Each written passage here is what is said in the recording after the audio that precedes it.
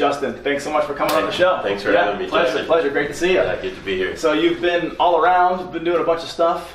This is your time. I want the world to get to know you. Obviously, you're doing a lot of big things, and I think it's important to share what you're doing.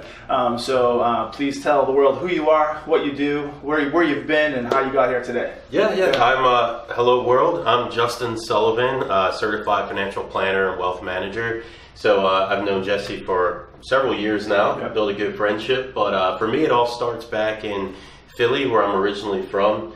We had a tough loss, Eagles, last night. I know. We breezed past How that. How are you feeling this morning? Super Bowl champs, but we're not talking to a Patriots fan, so rubbing that in. So it starts for me back in Philly. I grew up in the city. Grew up kind of typical Philly guy. Went to school there. Went to high school there.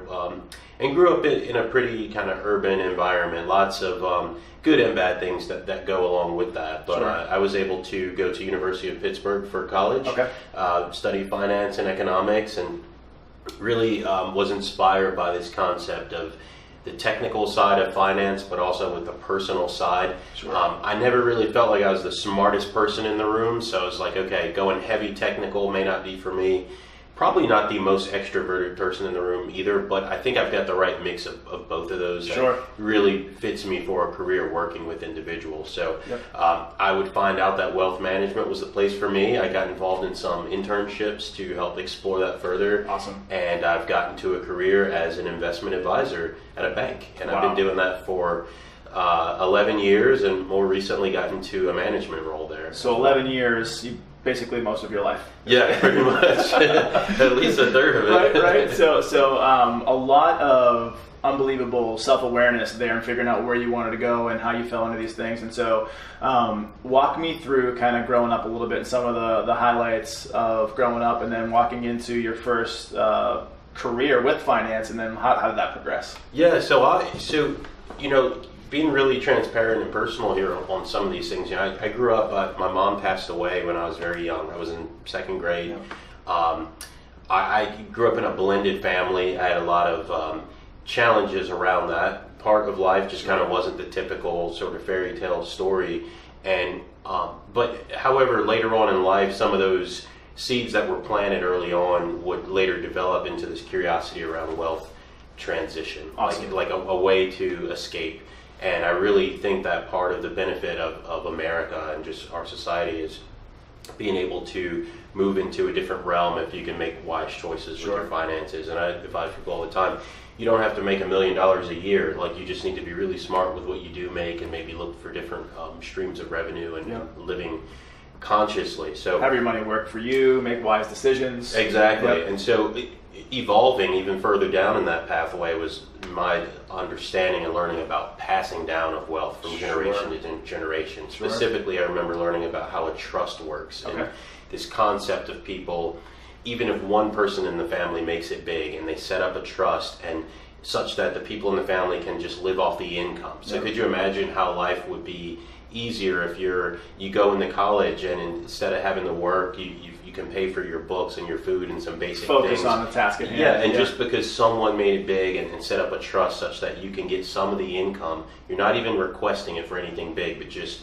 maybe it's a couple $100 a month. You're like, wow, this is like... It's nice to have. It's nice to have, just some cushion and some security. You and I both have a very similar kind of background, some of the things we've been through growing up in cities, Philadelphia and Boston, and some of the similar kind of growing pains through life. And there is one thing to be said for having those things set up, and that's what we're trying to do now for our future legacy.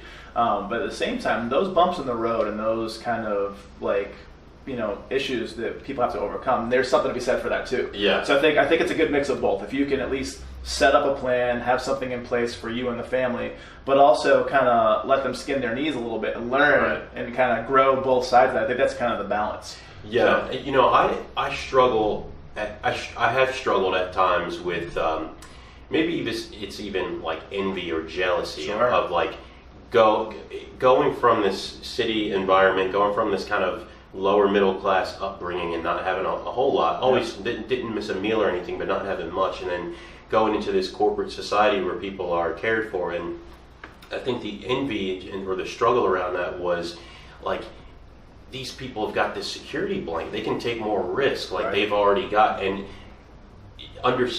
what it took for me to understand and accept that is people have done well through different generations, or Sure. such that they can make it a little easier for the next one. I think that's what most people try to do. And That's right. there's tools out there, whether it's insurance or just saving or investments, Yep.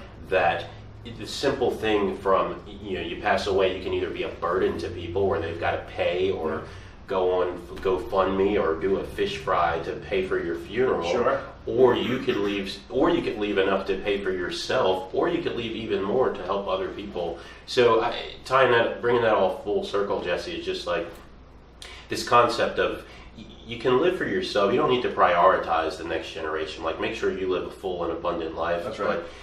But there's something you can do, even it could be small, just so that maybe it's a house that's paid off, someone can live in, or so just lend a hand, because it's becoming tougher and tougher for each generation. That's true. I think so. I think just the awareness of money and understanding how credit works and how money works, and those things aren't taught in school. So either you hopefully learn along the way, or maybe you never learn. I think that's why we're in business, to help people cross those chasms and get from point A to point B the right way. That's such a good point, because even if you don't leave a single dollar behind, you can leave your knowledge, your experience. Hey, don't open that credit card. Don't do it yet. Don't put that much down on this card. There's so much wisdom you can give, even if you can't give a single penny to someone. 100%. And so going back to kind of what were some of the things that you did growing up, talk about like some of the things you learned that help you operate in the world that you do now financially. Like, what were some of the things that taught you this is a good idea, or maybe this isn't a good idea, like some of your kind of wisdom when it comes to financial? Yeah, so I think leverage, and that's not a message everyone can receive, but credit. I mean, again, living in the United States, living in a capitalistic world, like there's this idealistic mindset, like, well, you never need to borrow anything. Well, if that was the case, I mean, many of us we wouldn't have a home. We would save for 30 years and then just buy this house. And so there are a lot of cases you need to borrow. Education, I think, is one of them. If you study the right things and go to the right schools. But yeah, I mean, you take out debt, you may have to do that, but you always have to think about these decisions with a payback, a return on investment. And 100%. I wouldn't be earning what I earn now if I hadn't taken out loans to go to school to get that. And so one of the core lessons I've learned kind of growing up was just taking advantage of an opportunity and being mindful about it. Like, being prepared for it. Being prepared for it. And I think there's also a sort of a street smart around it as well. Just 100%. not being scammed, having a little more wisdom, asking the questions, not being embarrassed to say, hey, hang on a second, this doesn't sound right. Tell me about this, show me. I'd like to speak to someone who's worked with you before. Because you can have the right mindset and go down the right path and just be led astray by the right scamster. So there's also like the street smart 100%. It's called common sense, but they say it's uncommon kind of thing, right? Street smart's common sense. It's one of those things where if something sounds too good to be true, or it just kind of doesn't make sense, if something doesn't sit right with you, just walk away. There's no problem. Maybe part ways friends, no big deal. But at the end of the day, if you feel like something just doesn't add up, or it doesn't quite sound or feel right, then it probably isn't. So, and there's you've got to have a comfort with it. So I went on a trip with some friends a couple of years ago. It was like Panama City Beach, and it was a timeshare. And ironically enough, like, we didn't really know it was a timeshare until we got there, and they're like, "Oh, by the way, there's breakfast, and you have to be there." Like, oh man, what do we get ourselves for 90 into? minutes? Yeah, listen to some salesperson. So we go, and there's two guys and one girl in our group, and so when we go down there, the salespeople they match us up with is this really attractive girl match with me, attractive girl match with my guy friend, and this attractive guy with the girlfriend. They know what they're doing, and they know, and they're like, and so part of the sales pitch, the woman is like trying to, like, hey, so come on, you can afford this, like, don't you want to impress like the girls and all this stuff, and I'm like, lady, I'm not falling for this. Like, you've got to be on it, because they're just trying to sell you. They're, trying to get, like, that's a really, I'm not here to bash timeshares, but like, for someone like me, I like to travel the world. I don't want to be stuck to one place. And fall into these strategies. You got to be confident to say, no thank you, no thank you, no thank you. Even when they try to hit at the rawest spot for a man, kind of like your ego.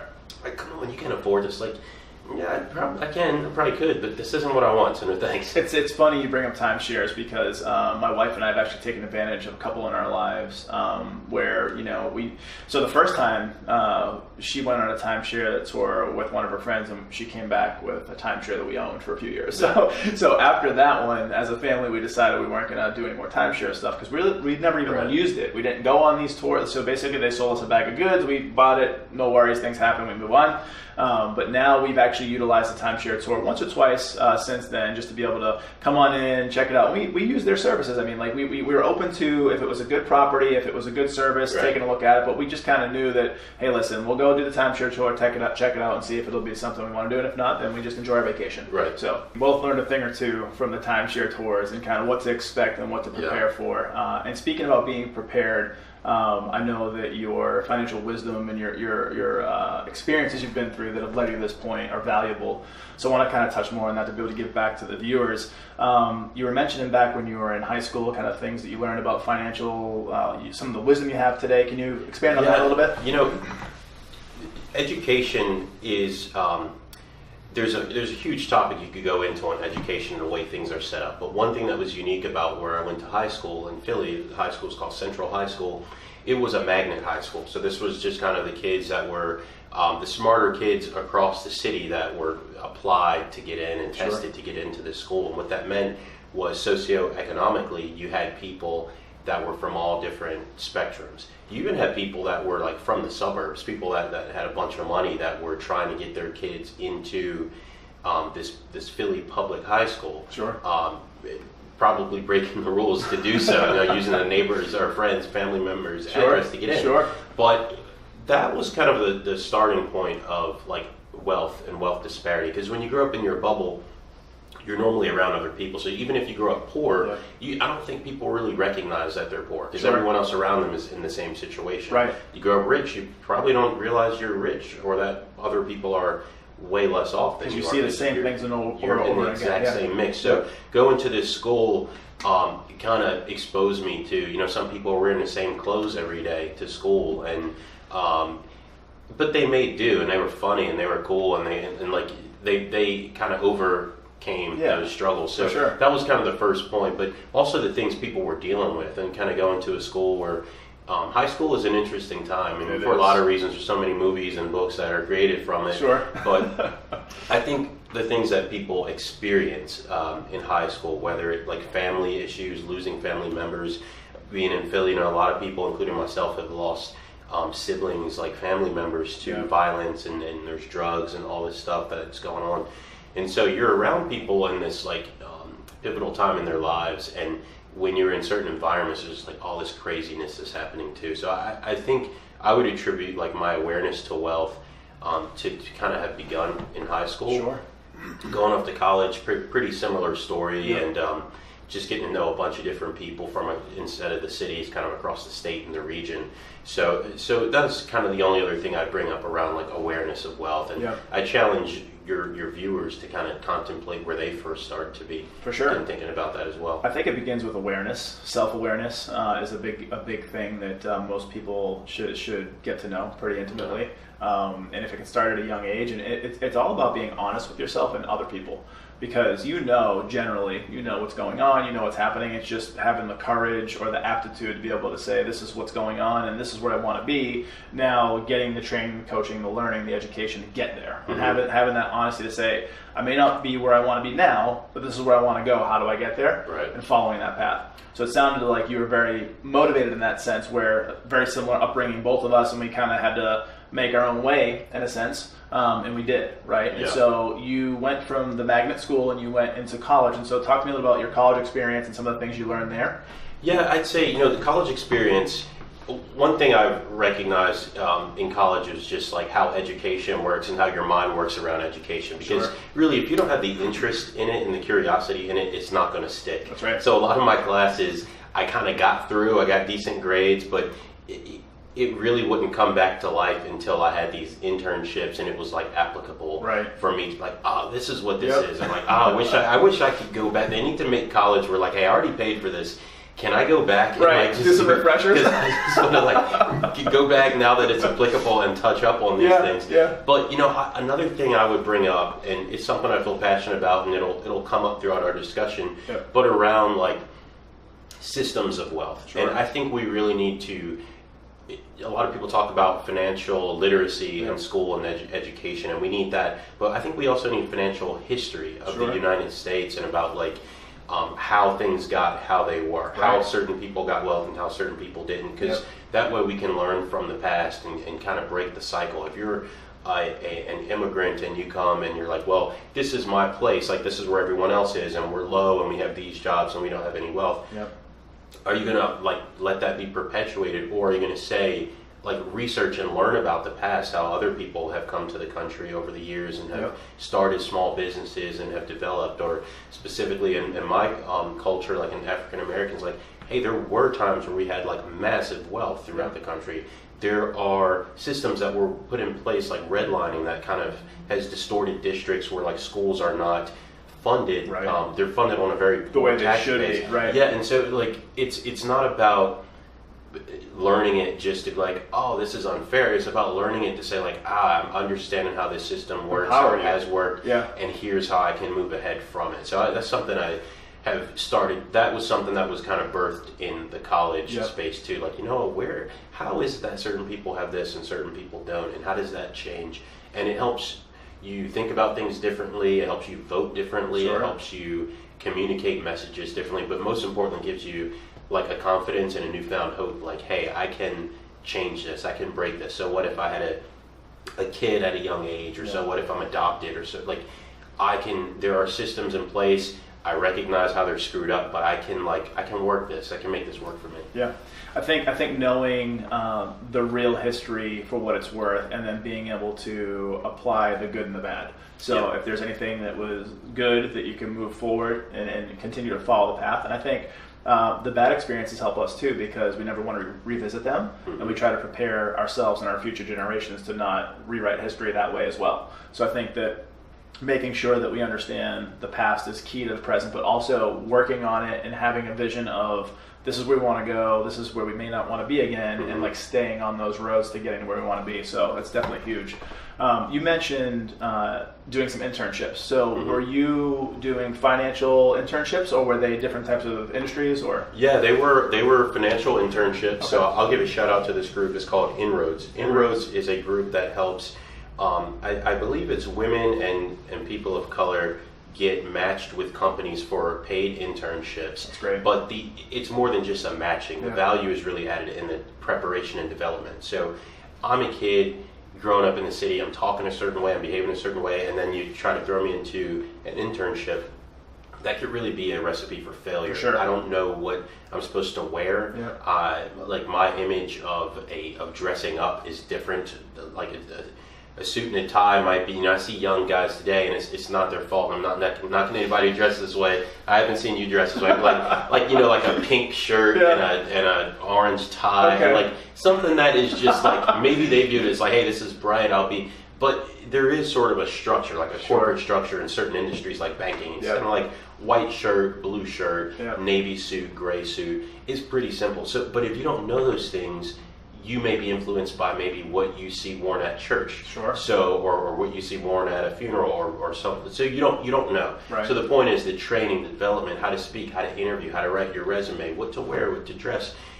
Do you go with the beard or not with the beard? Do you do so beard? Yeah. So like that was really important. So I always try to recognize Inroads because they really helped me to develop a confidence. Like, hey, I belong here. I can do this corporate thing. I'm not going to be out of place. Was that a organization that was with you through the whole process, or did they kind of get you started, give you some information, and then like let you fly? They're with you during the process. So awesome. I started this summer between high school and college. I did construction work with my dad, and I knew that wasn't what I wanted to do, like carrying buckets of like concrete and doing sidewalks and steps. My dad was a bricklayer for 40 plus years. Yeah, so it's kind of like the family business. And I think, and I appreciate my dad because I know in a lot of respects he knew, like, this isn't for Justin, but like he still should know this stuff. And he would even work ethic. It teaches you work ethic. Yeah, and he would even cut me like, hey, drive to Home Depot and pick up this and kind of like take your time. Sure. And not that I couldn't handle it. I mean, at least I felt like I could handle it. Sure. But anyway, I think he knew I had more in my destiny from a career standpoint. And so Inroads would like interview you, groom you, get you all set up, match you with this company, make sure you were getting paid. Because that's something we touched on before. It's kind of like when you have security, when you have a trust, when you have parents that can like pay for you to do stuff, like you can afford to do an unpaid internship. Sure. Like, that's such a privilege. Sure. You know, could you imagine working a year of your life right now, just like, hey, it's going to be unpaid, but it's going to be awesome experience. I mean, you're like, yeah, but having my family opportunities, right? Having the opportunities is kind of what we're hoping for ourselves and those that come after us is at least have them in front of us. You know, give options, right? And so now you're going through this process. You get into the financial world. What was the first foray into finance, and kind of what did you learn, and what excited you about that? Yeah, so when I got like my first real internship, when I was really kind of like, this is what I want to do, it really came down to the wealth transfer, like I talked about before. Sure. It was about these trusts. I was looking at trusts from the Civil War. Okay. I was reading trust documents where families today, I was connecting the names of neighborhoods in my city with the names of trusts. And like, this stuff is all intertwined. Wow. Like this is real money that is being passed down. Yeah. And people are working hard, and I'm sure they're making a good living, but they've got this tailwind pushing them along. Sure. That is this backdrop. I mean, what type of business would you open up if you knew that if it failed, you'd still be okay? Sure. What type of risks would you take? So that was the biggest thing. And then kind of the fuel that led to that, the investments, like what keeps us going, that's what got me pretty excited about a career working in investments. It's like, I want to know the most challenging, difficult, technical piece of it. Going back to that technical and personal side, it's like, I've got to like fill up my bucket of technical. I want to be smart. I don't want to just be a great personality, because those people I would see getting fired. Sure. I mean, like, hey, you don't hit your sales, you got to go. Right. And I would see the technical people maybe not as financially lucrative as the salespeople, but they had the job security. So I wanted both. You wanted to mix a blend of both. Yeah, I want to be smart and I want to be social, and that was kind of where it all came from. So now you're getting into this financial career. You're really motivated. You're impacted. You're intrigued. What were some of the progressions in the career? I know that you have a highly sought after designation you can talk about. I know that you've been in the industry for 11 years, and I admire how you operate as well. I'm an independent guy and I believe in certain things, but I know that with you and you work in corporate, like you still have some of the same ideology that I do in terms of how things should happen, how you should treat clients, how you should pass on information, and it's all integrity based. It's all there's skill, there's experience, there's the aptitude and the want to learn. So kind of walk me through your steps in seasoning and kind of growing in the career, and what you've done to level up and kind of what brought you to today. Yeah. So most of my accounts starting out were irrevocable trusts. So these are trusts that really can't be changed. Yeah. They're with the institution, they're going to be managed by me, and most of the clients are just concerned about the level of income that is being produced.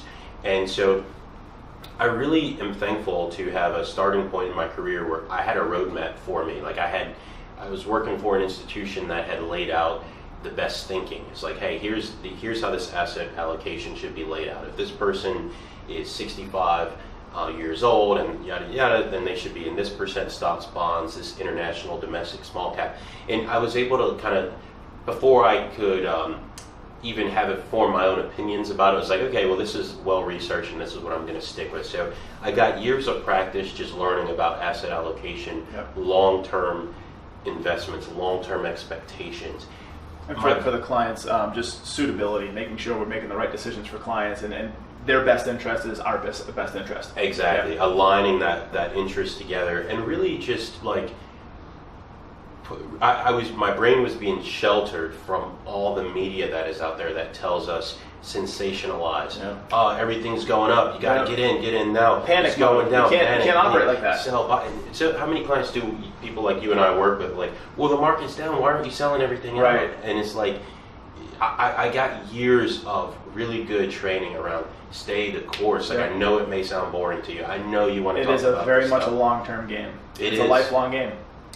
I'm going to screw these numbers up, but I think what it looks like, and so don't hold me to this, listeners, but disclaimer. A disclaimer. S&P 500. You're in it for the last 20 years. Maybe your return is 5.5%. Yep. You miss the best 10 days of that 20 years. Your return goes down to maybe 2%. You can't make it up either. You miss the best 20 days out of 20 years, and you're like at zero or maybe even slightly negative. So the market moves quickly, and you've got to stay in it for the good days and the bad days, because when the good days come, it's not like a gradual, it's sometimes a big move on a big day, and you can't make it back up.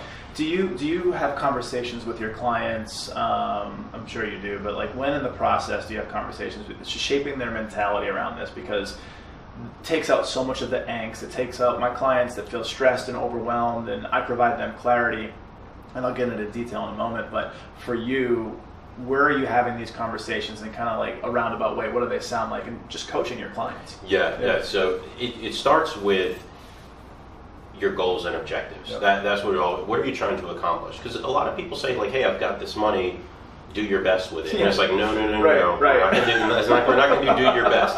What exactly are you trying to achieve? Well, I want to double it. Okay, well, that's over what time frame? That's something that's tangible. Or I want to preserve it. I want to live off the income of it. I'd like to be able to pass it down. I want it to be tax efficient. Those are things that we can work with. I want to buy a boat. I want to pay for my grandchildren to go to college. Goals-based planning. Goals-based planning. Those are the things that we focus on. And then the time horizon. So, when I talk about long term, that means different things to different people. For sure. And it gets a little catchy or tricky when you think about legacy planning. So you might be 90 years old.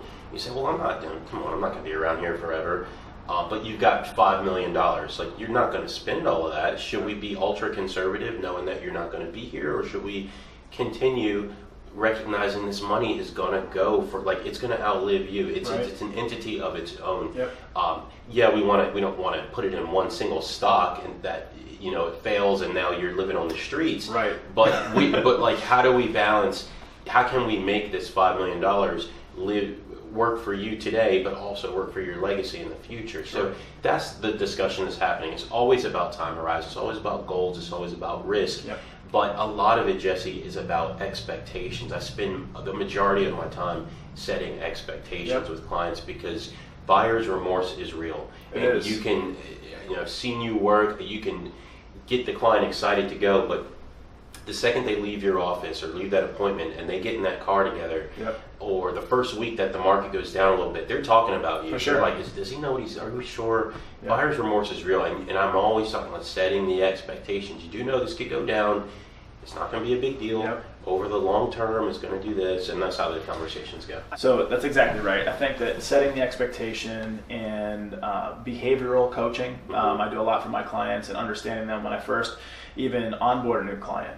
There's a lot of conversation and a lot of making sure it's a good fit for both of us. Because when I bring people into Disco Financial, it's almost an extension of my family. I treat clients like family. And so there's behavioral aptitude that I want to get down from. I do Colby, which is an assessment for these clients where I can understand how they make decisions so that I can impact those decisions and help them kind of cross the bridge when they need to. I do personality tests and try to figure out where they're coming from, where their head's at, so that I'm a good fit for them. That's awesome. Because I want to make sure that they are happy, but I want to be happy too, because I'm going to hopefully be with these folks for a long time. And when it comes to money, you want to make sure that you're not making any mistakes. You want to be clear up front, you want to be honest, and you want to have their goals aligned with what you can operate with and kind of walk them down the path in life. And so a big thing that I do is, it's kind of funny sounding, it's called a lifeboat drill. And so lifeboat drills come within a form of an annual meeting or a semi-annual meeting with a client. And I say, when we first start these clients onboarding, we get the right kind of path moving. And as soon as we have this conversation, we start talking about, this is what's going to happen. So in the last 60 years, we've seen 12 corrections in the market, 12 end of the worlds, and we've always come out better on the other side. The market's cyclical. It's going to go up. It's going to go down. There's things we can do to kind of protect you, but we also want to be involved, like what you're talking about. You don't want to pull out if the market's down for a day or two because you can't get those gains back. And over a course of time, it's detrimental. And so it all comes down to coaching clients, mentoring them, and giving them the information that they need to make a wise decision, but also they can feel good about it. You know what I mean? Yeah. So in your career, you've done a lot of leveling up. I mean, you're a hard charger when it comes to learning and growing, and very polished and very sharp. And so one of the things you've tackled, which is admirable, is the CFP. Yeah. So if you could talk a little bit about the CFP, what that means, Certified Financial Planner, what that helps you do for your clients differently than the average financial planner. Yeah. So we work in an industry where you, unfortunately, there aren't all that many metrics to demonstrate that you're qualified. There's a number of different tests and designations, and they're not all created equally. Sure. CFP, Certified Financial Planner Professional, is what I am. Sure. First of all, more importantly than anything else, adds this additional layer of like ethics and accountability Fiduciary. around our work. Fiduciary. Yep. It's really just letting the clients know, hey, like, regardless of what happens from industry standards or even federal standards, like, we are willingly, consciously going into this, adding an additional layer of transparency, of fiduciary level responsibility and accountability on top of this, and that makes clients very comfortable. Sure.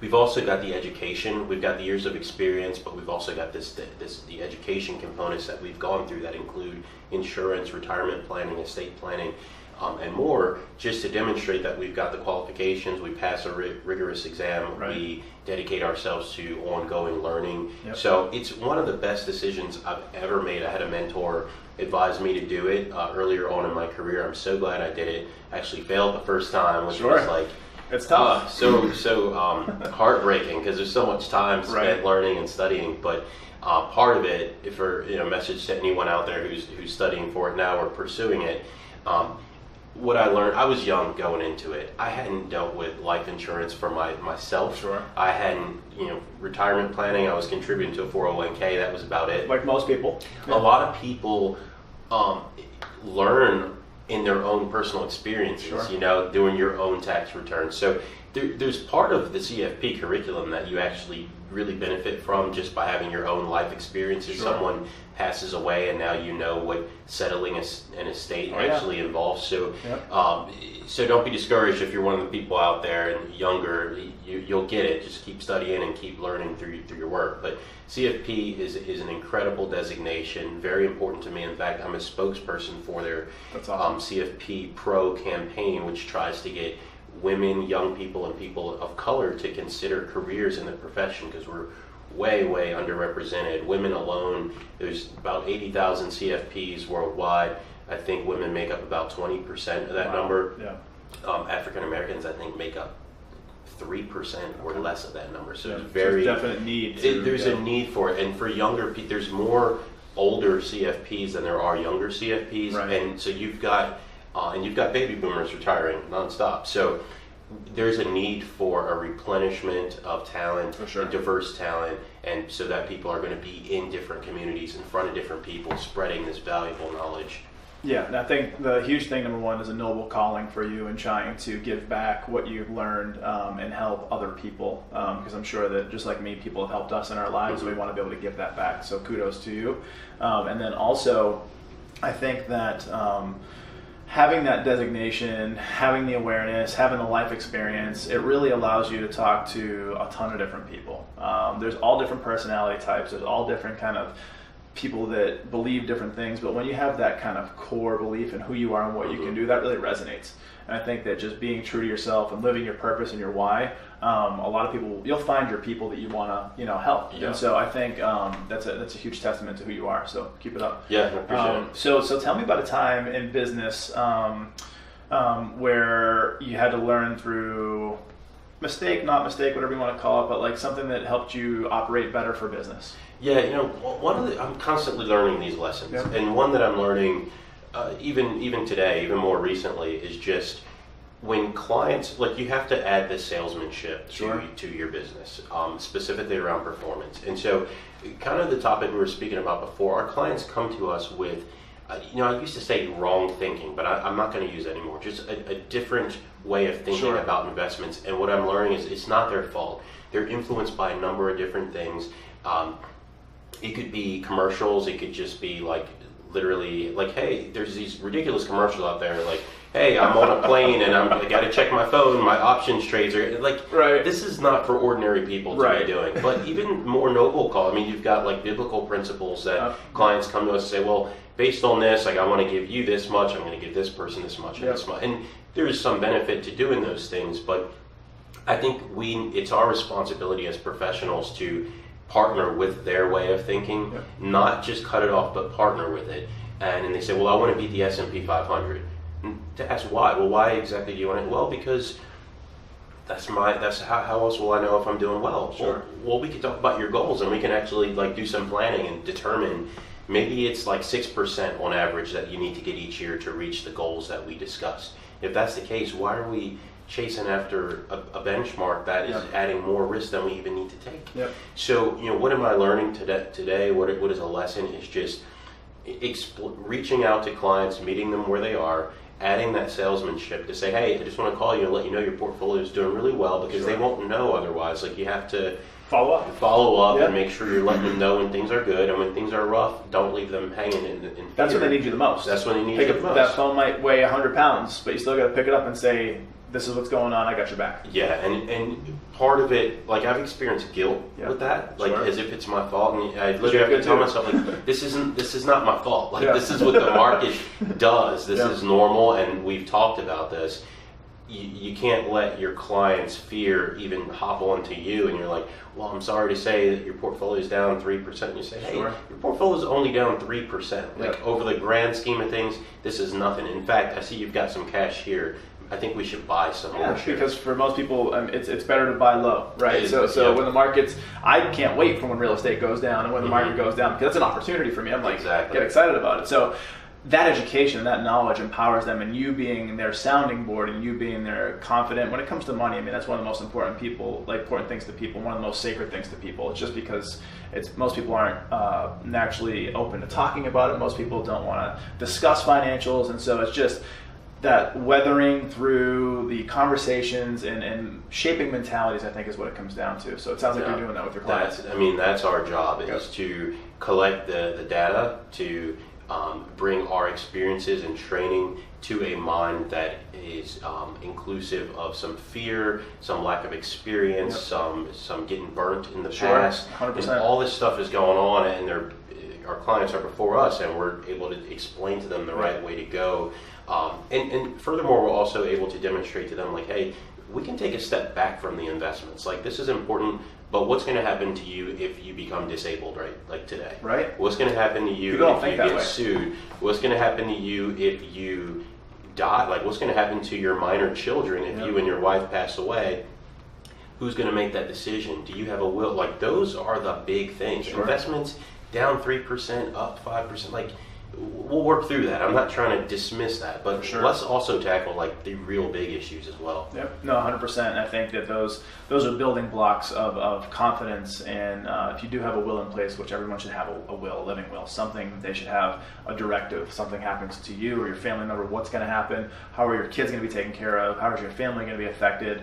Because during those times of transition, when a loss of a loved one happens, there's so much confusion and there's so much emotion, and people are just trying to figure things out, that if there is something in place that has come before that says do this, this, this, and this, and there's some sort of semblance of sanity, it helps. I mean, I've dealt with it personally with losing family members, and the ones that have gone that didn't have anything in place, I've been lucky enough to be able to work through those situations pretty easily. The ones that have passed away that had something specifically in place, it's like, this is what we're going to do, and it makes it that much easier. So I want to talk about something you've done that was really amazing recently. So you got to travel, and I know you love to travel.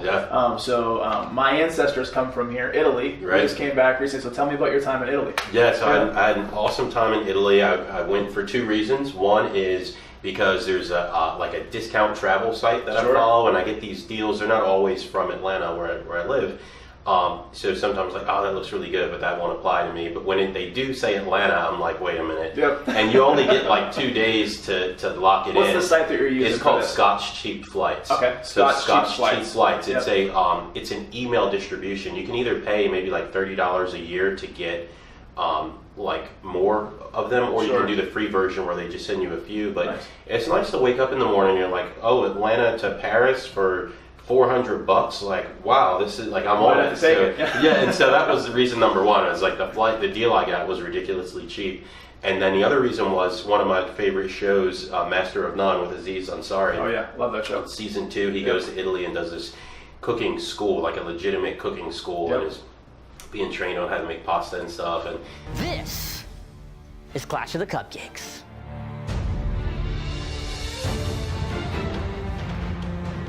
Oh my God! Ain't no party like a cupcake party, because a cupcake party starts Wednesdays at 8. Clash of the Cupcakes, only on Food TV. I was like, that seems like a crazy What a like, life experience. Yeah. So I didn't do cooking school, but I did a cooking class. That's awesome. And it was a lot of fun. Learned how to make pasta and all this stuff. It was Were cool. they, because, from my family and some other folks that I know, like everything is very, like kind of farm to table, so to speak, and very like hyper local. So was that the similar experience that you had where like the pastas and the grains were from local areas and like the vegetables were basically right in their backyard kind of thing? Yeah. I mean, we meet at some kind of random square in the city, and we walk to a like outdoor grocery or like a a farmer's market. Sure. And it was a little like dampened that day because it happened to be maybe it's like All Saints Day. It's like right after Halloween was when I got there, so it was sort of like a Catholic holiday over there. So it wasn't as big as it normally is. Sure. But we started the lesson learning how to pick.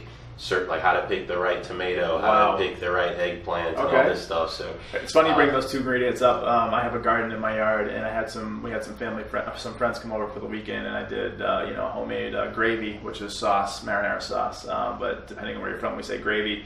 I did eggplant, homemade eggplant, chicken marsala, a bunch of other stuff. So you're speaking to my heart right now. Yeah, we'll have to compare recipes. It was a lot of fun. Yeah. So learn how to make that stuff was awesome, and then just did a lot of. It went down to Naples. Drove the Amalfi Coast. It was beautiful. It was scary. Yeah. I mean, you were talking about scary, so tell me about the driving. So you get in this little car. And like you have to think that the Amalfi Coast is a motorcyclist's dream. Sure. I mean, it is curvy and beautiful, and it just goes on and on. There's no stops. It's just, and so they're constantly trying to get around you. Other drivers are trying to get around you. And I held my own. First of all, I don't drive stick shifts, so I had to like pay extra. They put a premium on us, right, of course. People who can't do that. So I had to pay a bunch. Probably on purpose. Get an automatic car, but you got these people just going around you. So you're driving, you're in a different country, you've got these motorcyclists, and God bless these people that are on actual bicycles riding up and down these hills. Right. Then you've got this beautiful coast that could also be your distraction. It could also be your death. I mean, if you get hit or something and fall off. So it was pretty scary, but it was thrilling. I mean, when I stopped, I was shaking, and I'm a pretty good driver, but I was like, being so focused. In America, when you drive, at least when I do, sadly, it's just natural. It just flows. Almost zone out. You pay attention, but like you kind of get, I mean, here it's hours of like super focus, and I literally was shaking when I stopped because it was so much like focus in one thing. That's it's incredible because it's you got to really change your game. Like it's we live in Atlanta where there's a lot of crazy traffic, and a lot of it sometimes is congested. But I mean, when you have cyclists and a cliff and like just a different territory, you're not familiar with the roads, like there's so many things that you're thinking about that you're you got 6-lane highways, and you just all it is stop and go pretty much here, but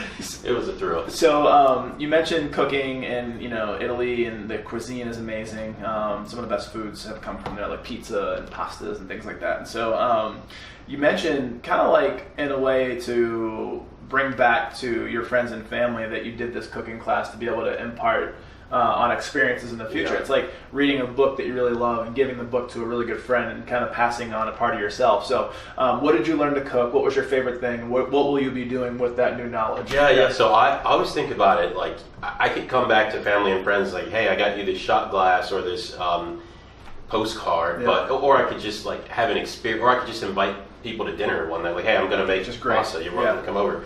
And so I learned how to make gnocchi, learned how to make marinara sauce, learned how to make fettuccine. Okay. Which so the things I'm gonna make, the things I'm gonna commit to Sure. are the marinara sauce. Okay. And probably the ravioli actually. Nice. Just Okay. because you could get a little more creative with what you stuff in Whatever there. you put in there. Yeah, we did ricotta cheese, spinach, nice. and lemon zest. That was like the You're making me hungry. made it so like fresh, and you can freeze the stuff and everything. Sure. So it's just kind of a cool thing to do. You know, Nice. it's like you pay a fortune to go to a nice Italian restaurant, and some of the stuff you can make yourself. So it's And a just lot of cool. times even better. Like a lot of times, I've gone to Italian restaurants. I don't as much anymore, but when I go there, since I know how to cook and I've been raised from generations before me on how to cook authentic Italian cooking, it's like it's night and day. Yep. You know, the sauce is much different. The flavors are different. The experience is a lot more intimate too. If you can have some friends or family over,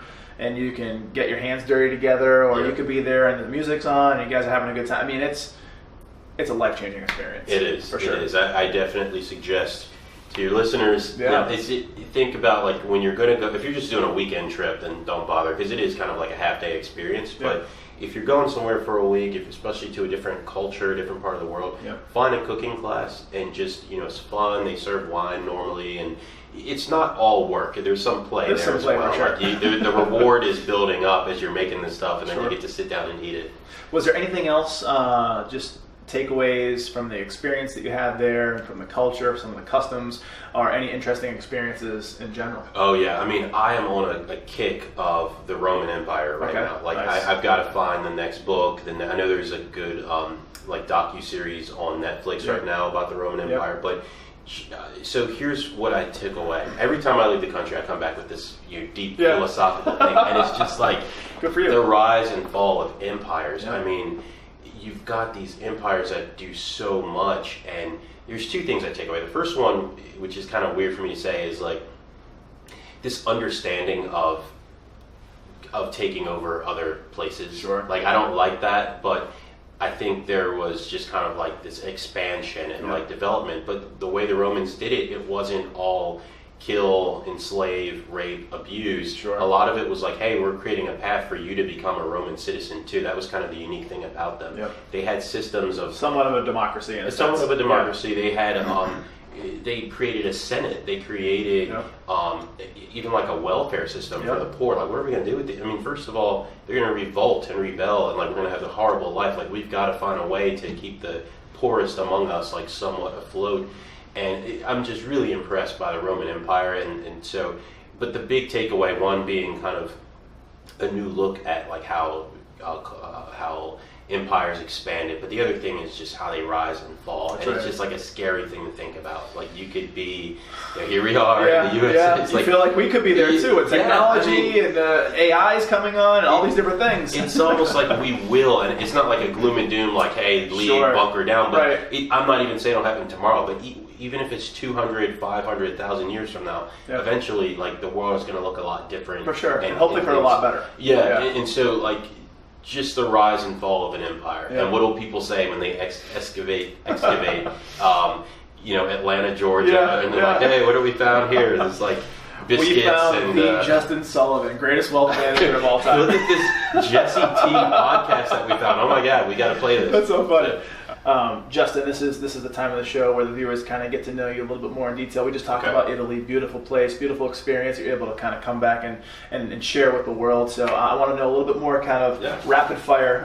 Tell me about, and this could be from Italy or anywhere, but favorite restaurant or food that you've ever had. Favorite restaurant is New York Prime, right here in Atlanta. I know your favorite steakhouse is, what's the one we Hal's. Hal's. I like Hal's too, but nice. New York Prime, I mean, the ambiance of Hal's is what I like. I haven't, the steak probably could be better, but like I just like going into the old-timey, like it's like a Sinatra, Rat Pack kind of feel. Like it's dark in there, the music's playing, so. New York Prime is similar. There's like the cigar smoke, there's live music, and the service is so great. We got to check it out. Let's do it. Awesome. Right. So New York Prime, and then steak, obviously. And, steak. Okay. Yeah. Steak. Rare, medium rare. Medium.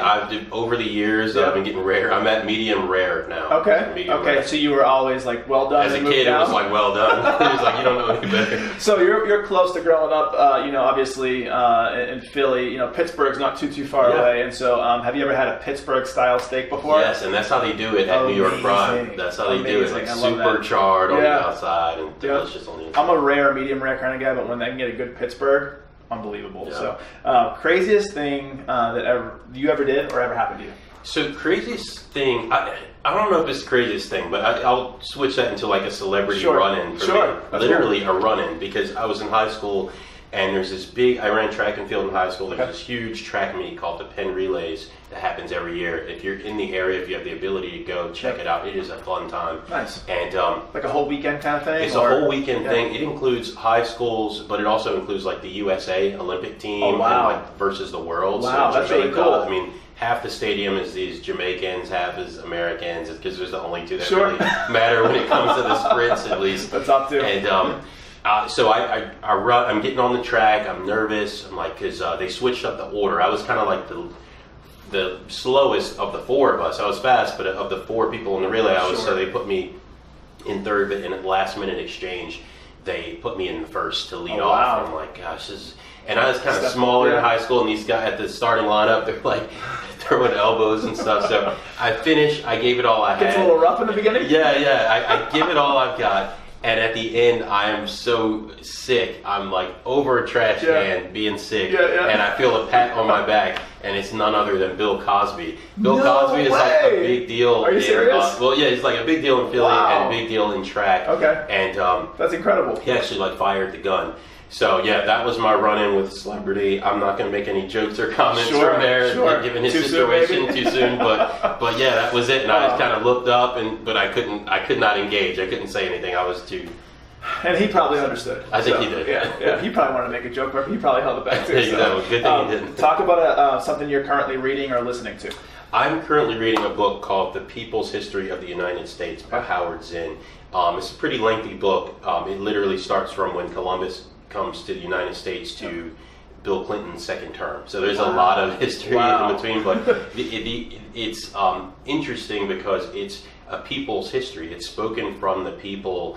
You're getting this like vantage point of the people who were not the victors or the people who get to tell the story ordinarily. Right. Okay. So you're hearing about the account of what happened and the Native Americans that swam up to say like, hey, here, we're giving you all this stuff, we're giving you corn, and we're doing, and you just kind of get to learn like what was going on. So I really like the way it's written. It's again not about like, oh, this is so horrible, this is so bad, but it's like, hey, these people, for the advancement of humanity, there's a lot of good things that have come of it. For sure. But their story shouldn't be erased. It should be heard and be told and learned and celebrated. And as simple as something like Columbus Day, like it's not that we need to remove the day, but and there are a lot of people talk about like indigenous people say that's so big because like there's a lot that came from that clash of worlds, and it shouldn't just be like, hey, we celebrate this one guy. It should be like, hey, there's a lot of bloodshed, a lot of bad things that happen, and we should honor the people. I agree. So the whole book is kind of like history through the eyes of different. It's good to get the perspective because it did happen, it matters, and it shaped so many different generations down the line. And so I think it's important to keep that story alive. I agree. For sure.